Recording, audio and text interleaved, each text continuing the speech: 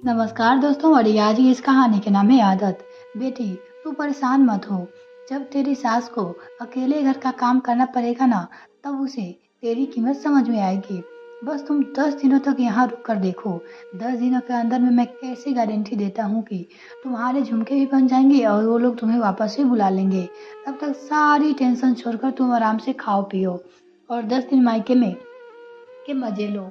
देवकी जी लगातार अपनी बेटी नेहा को चिढ़ाए जा रही थी।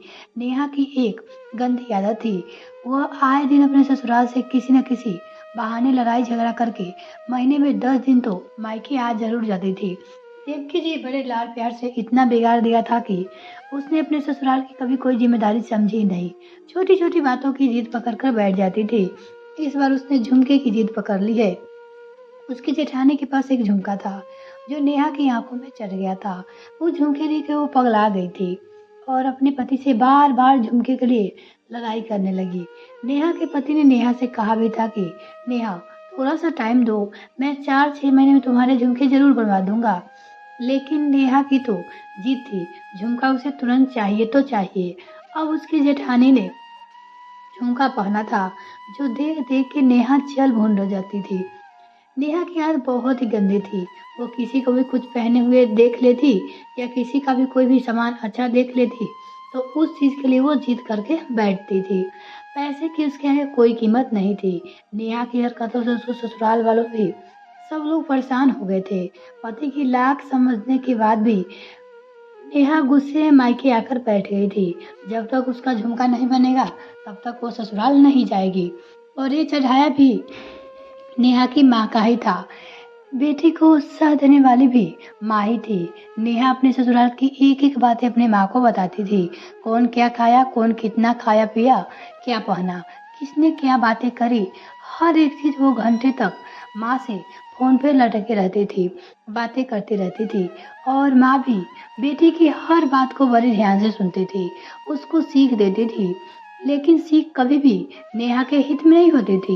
इस बार जब नेहा की जिठानी अपना झुमका पहना था, नेहा ने तुरंत अपनी माँ को फोन करके झुमके के बारे में बताया। माँ, आज तो भाभी एकदम बन ठन के महारानी बनी पड़ी है। कान में बड़े से बड़े झुमके लटकते हैं, उनके आगे तो मेरे कान की पता नहीं चलता। बताओ, एक घर में रहकर बहू के साथ इतना भेदभाव हो रहा है। एक बहू बड़ा बड़ा झुमका पहनेगी और एक बहू छोटी सी बाली। यह नहीं कि जब सास ससुर बनवाते हैं तो दोनों बहू को साथ में बना दे। बताओ, मेरे साथ कितना भेदभाव होता है। तुम ही बताओ माँ, मैं क्या करूँ। इतना सुनते ही देवकी जी ने भी बेटी को चढ़ाते हुए कहा, नहीं नहीं, सही कहा बहू, बेटी के पास झुमकी होना बहुत जरूरी होता है। कभी कभी छोटा मोटा फंक्शन हो, शादी विवाह में भी झुमके की बात अलग होती है। ये तो हर औरत के पास होनी चाहिए। तुम सही कह रही हो, तुम भी अपने लिए जिद करो, झुमका मंगवाओ। ऐसे कैसे कोई एक आंख कर सकता है। जब बड़ी बहू के लिए झुमका बना है तो तुम्हारे लिए भी बनना चाहिए। देवकी जी की बात सुनकर नेहा का मन और ज्यादा बढ़ जाता है। वो अपने ससुराल में और भी आतंक मचाने लगी थी और झुमके के चक्कर में नाराज होकर मायके में आकर बैठ गई। देवकी जी जब अपनी बेटी को झुमके के बारे में सलाह दे रही थी कि हर बहू बेटी के पास एक झुमके होना बहुत जरूरी है ताकि छोटा मोटा कुछ पड़े तो उसमें वो पहना सके।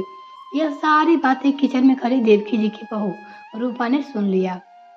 कुछ सोचते हुए रूपा ने देवकी जी के सुनार हीरालाल जी से फोन लगाया। हीरालाल जी बहुत बड़ी सोने की दुकान थी उनकी। वो सैनी दुकान थी और देवकी जी जब से ब्याह करके इस घर में आई थी तब से वो अपना छोटा मोटा हर एक गहना हीरालाल जी से ही बनवाती थी। हीरालाल से उनकी अच्छी जान पहचान हो गई थी। यहाँ तक कि नेहा भी अपने ससुराल से जब कुछ पैसे इकट्ठे करके लेकर आती तो हीरालाल जी से गहने बनवा कर ले जाती।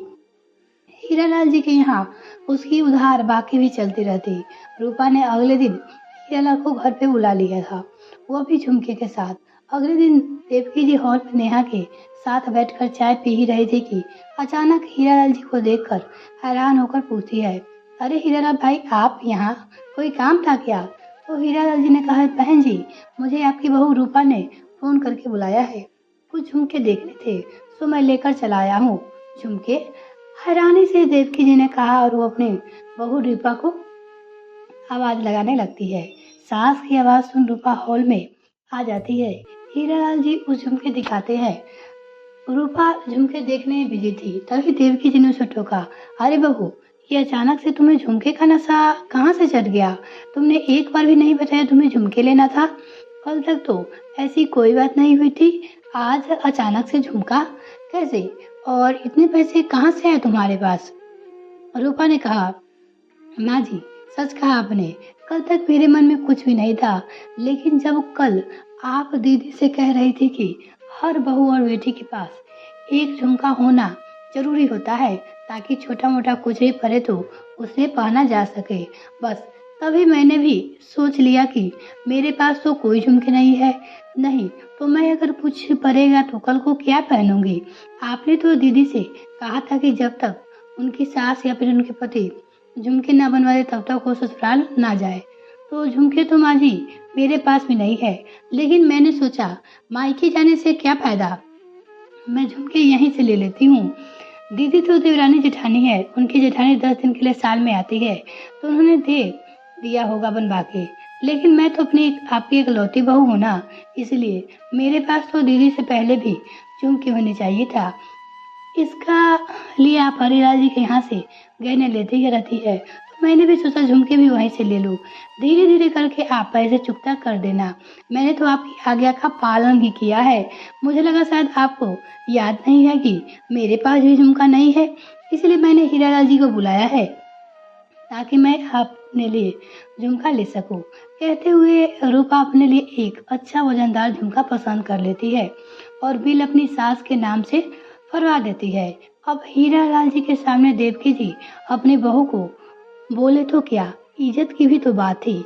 हीरालाल देवकी जी के सालों से जानते थे। हीरालाल की नजरों में देवकी जी की बहुत इज्जत थी, वो उसके जाने माने ग्राहक में से थे। हीरालाल जी ने कहा, बहन जी आपके घर से फोन आया था इसलिए मैं चला आया, नहीं तो मेरे पास इतना टाइम नहीं था कि मैं कहीं जा पाता। इतनी बातें सुनने के बाद देवकी जी बोलती है, और भी बंद हो गई थी। आखिर वह भी हीरालाल को मना भी करती तो हीरालाल की नज़रों में उनकी जो इज्जत है वह भी मिट्टी में मिल जाएगी। मजबूरी में वो चुप रह गई, लेकिन देवकी जी को अपनी बहू रूपा से ऐसी उम्मीद नहीं थी। बहू के खरे खरे 5 मिनटों में ही हजारों का चूना लगा देगी। नेहा भी अभी कुछ समझ नहीं पाई थी। हीरालाल जी देवकी के हाथ में 55,000 के पर्चे पकड़ाकर हाथ जोड़ते चलते बने। बेचारी देवकी जी कभी पर्ची को देखती, कभी बहू के कमरे की ओर देखती, तो कभी नेहा को देखती। यहाँ नेहा का जलन और बढ़ गया, मतलब खुद के झुमके के लिए वो अपना ससुराल छोड़कर मायके में बैठी है और भाभी ने तो अपना दिमाग लाकर खरे खरे ही झुमका ले लिया।